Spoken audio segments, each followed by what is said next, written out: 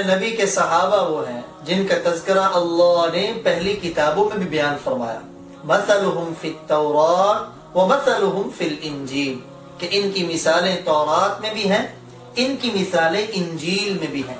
چنانچہ صحابہ کرام میں افضل البشر، صحابہ کرام میں سب سے اعلیٰ صدیق اکبر رضی اللہ تعالی عنہ کا بھی نام، لقب، قبیلہ، حتیٰ کہ بدن کی نشانیاں بھی پہلے کتابوں میں مذکور ہیں۔ علامہ ابن عساکر رحمہ اللہ تعالی یہ واقعہ لے کے آئے کہ صدیق اکبر رضی اللہ تعالی عنہ نے ملک شام کا سفر کیا، وہاں ایک عیسائی راہب سے ملاقات ہوئی۔ ملاقات جب ہوئی تو عیسائی راہب کہنے لگا، کیا تم حرم کے رہنے والے ہو؟ صدیق اکبر نے کہا، ہاں میں حرم کا رہنے والا۔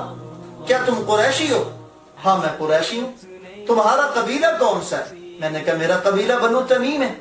پھر پوچھنے لگا، مجھے بتاؤ تمہارا نام کیا ہے؟ میں نے بتایا میرا نام عبداللہ۔ کہنے لگا، کیا تمہاری کنیت ابو بکر ہے؟ تو میں حیران ہوا، تمہیں کیسے پتا چلا میری کنیت ابو بکر ہے؟ تو وہ راہب خوشی میں کہنے لگا، واللہ ہذا ہوا، اللہ کی قسم وہ یہی ہے، وہ یہی ہے۔ صدیق اکبر کہتے میں حیران ہوا، میں نے پوچھا اس کا کیا مطلب؟ کہنے لگا ہماری کتابوں میں مذکور ہے آخری نبی کا ایک رفیق ہوگا، ایک ساتھی ہوگا، ایک وزیر ہوگا، اس کا نام عبداللہ، کنیت ابو بکر ہوگی، وہ ساری نشانیاں تمہارے اندر موجود ہیں۔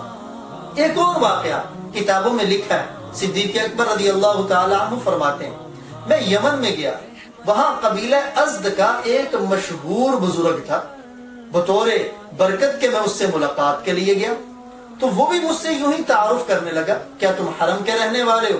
میں نے کہا حرم کا رہنے والا ہوں۔ خاندان کیا ہے؟ میں نے کہا قریش۔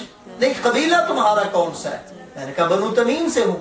کہنے لگا اچھا مجھے دکھلاؤ تمہارے پیٹ پر تل کا نشان ہے اور بائیں ٹانگ کے اوپر؟ تو صدیق اکبر کہتے میں حیران ہوا کہ کبھی ان تلوں کی طرف میں نے خود توجہ نہیں دی، تو اس کو کیسے پتا چل گیا؟ تو وہ کہنے لگا مجھے دکھاؤ تو صحیح۔